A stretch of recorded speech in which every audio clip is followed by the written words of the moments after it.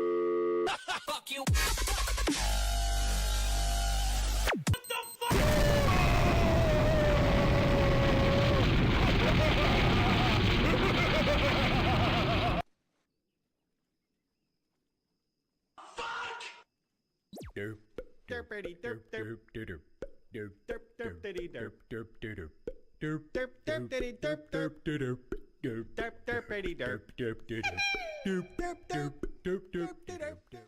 I believe I can.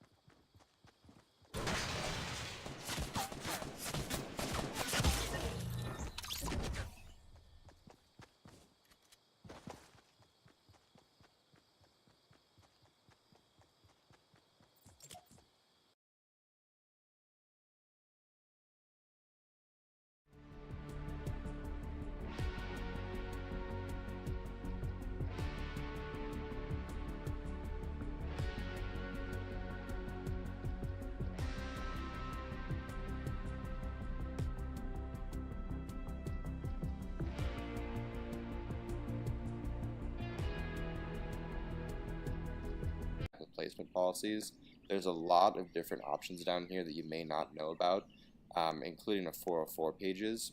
So remember back here when I had 404 pages checked that I didn't want ads on any 404 pages?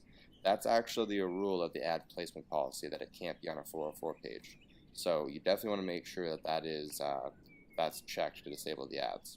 So again, I'll have a link to this article in the description below, but truly spend the time, if you're going to do this correctly, to read through this article, because it basically outlines every single infraction that you can have on your site, and you really don't want to have an infraction because it just leads to trouble down the road. Okay, so back to the settings for ad injection. I don't want a top ad. My random ads is set to 3 maximum, and I'm just going to leave all of these blank for now, and I'll show you why. Because under the advert section, you can enter the code that you were given. So right here under random ad, I have insert randomly between paragraphs of my posts. So you can go ahead and put a responsive ad there. But remember how earlier in the AdSense dashboard, under my ad units, I had this listed as a sidebar. So it makes sense that I just want to put this in the sidebar of the page itself. Well, ad injection doesn't have any sidebar options. So what we can do instead is we can go to Appearance, and then go to Widgets, and then in Widgets I made a text button, and your left hand side may look a little bit more different than mine is, but an arbitrary text or HTML widget, and we're just going to drag that into the default sidebar. And you can see that I already have one right here, but I'm just going to show you what I did for this one. So under this text option, all you're going to do is just leave the title blank. You could put like advert or something like that, but you can leave this blank if you want and just paste that ad code that we had copied earlier from the AdSense area.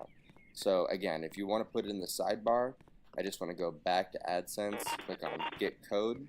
I want to copy this code, and then I want to switch back to my widgets area in my WordPress website, and then paste the code inside this text.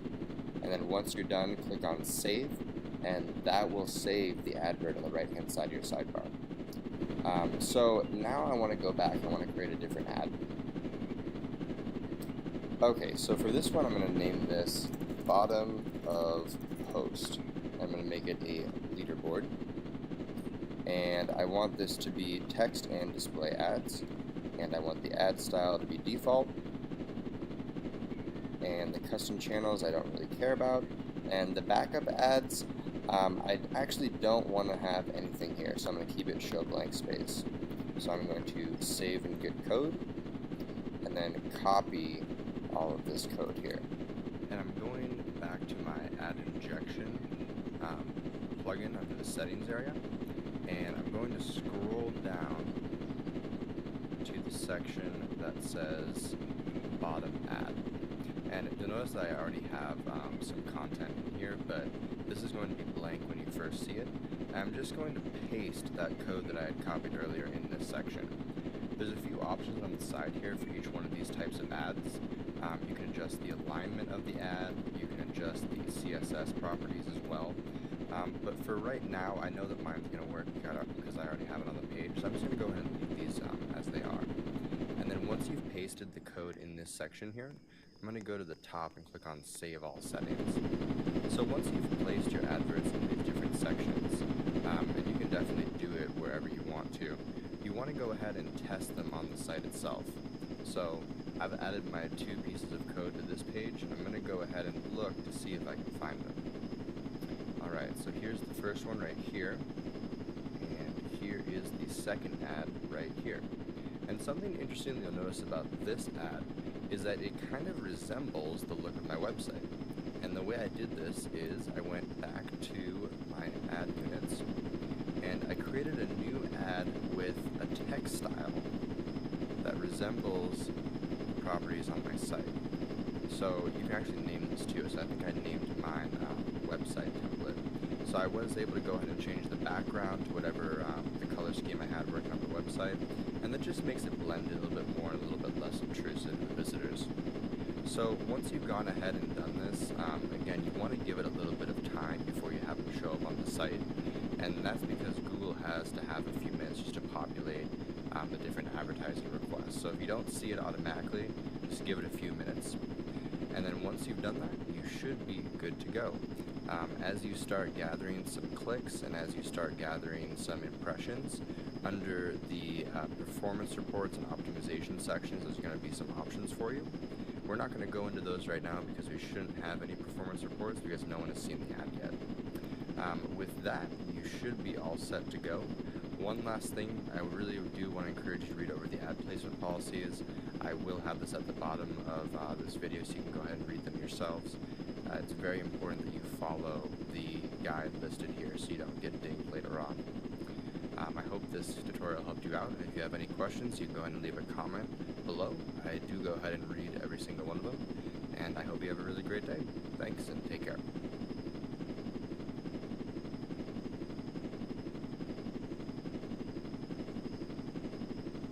Do you want to rank #1 on Google? Well, I hate to say it, it's actually really hard. 10 years ago, it used to be really easy, but now it's hard. And you know what? Unless you watch this whole video, you're not going to be able to rank #1 on Google. Hey everyone, I'm Neil Patel, and today I'm going to share with you 3 ways you can rank #1 on Google today.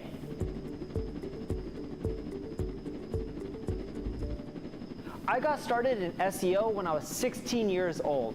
I created a website called Advice Monkey. It no longer exists. If you search for it, you're not going to see my website. It was a replication, and a shitty replication, of monster.com. And when I created the website, I thought, oh cool, this is it. People are going to come to my site and I'm going to get traffic. But you know what? I popped up the website and no one came to it. From that point, I realized there was something called SEO that I had to do. I paid a few marketing firms to help me with search engine optimization so that way I could rank #1 on Google for terms like job search. But you know what? I gave them money and I got no results. Eventually, as a 16-year-old kid, I lost all my money. You only can make so much money cleaning restrooms and picking up trash. So I had to learn it. But when I first started, it was as simple as putting the keywords on your website and you could rank. I wish it was that easy these days. #1, focus on content. See, Google has this update called Hummingbird. And with Hummingbird, what they decided to do is websites who just have content on everything won't do as well as websites who focus on one single niche and are super thorough. For example, let's say you have a website around dating. If you have a website around dating and your article is, let's say, talking about 5 ways you can land a date, or 5 ways you can land your dream date. If you end up breaking down, hey, go to match.com, sign up, and you'll find a match after you create a profile, you're not going to do that well. But if you write an article that breaks down how to create a profile on Match.com, the ideal picture, the ideal description, how to be funny, how to even maybe add video. I don't know, I haven't been on these dating sites in ages. But if you go really in depth and you break down every little thing that they should do, and then after you break down Match.com, you then talk about Tinder, you then talk about Bumble, you then talk about eHarmony, all the other platforms. You then even discuss how you should respond to people and engage with them. Should you be hitting people up? What's the first thing you should say to them? How should you respond? Where should you go for your first date, right? How to carry from your first date and ask them on a second date. But if you're super thorough and your content is so amazing that people are like, wow, I read this article, I don't have any more questions, and I know what to do next. That's how thorough you need to be. So poke holes in your content, and as many holes as you can, and fill them all up, so then that way, people are like, this is the end-all site that you should end up reading if you're interested in dating online. Actually, what's funny, I wish dating was this easy when I was younger. I couldn't just swipe an app like Tinder and find the next match. I was sitting next to my buddy Terry the other day, and he kept swiping on Tinder, and he's like, check this out, swipe, instant match, swipe, instant match. 30+ matches within a few minutes. But back in my days, you would have to go to a bar and meet people and actually talk to them. All right, so now that we got that out of the way, let's go into the second tip if you want to rank #1 on Google. The second tip I have for you is optimize your title tag and your meta description. Have you ever done a Google search and noticed that every time you do it, there's this link at the top and then there's this one sentence? Well, the link at the top is called a title tag and the description below is called a meta description. Now think of it this way. If you search for the phrase online dating and you don't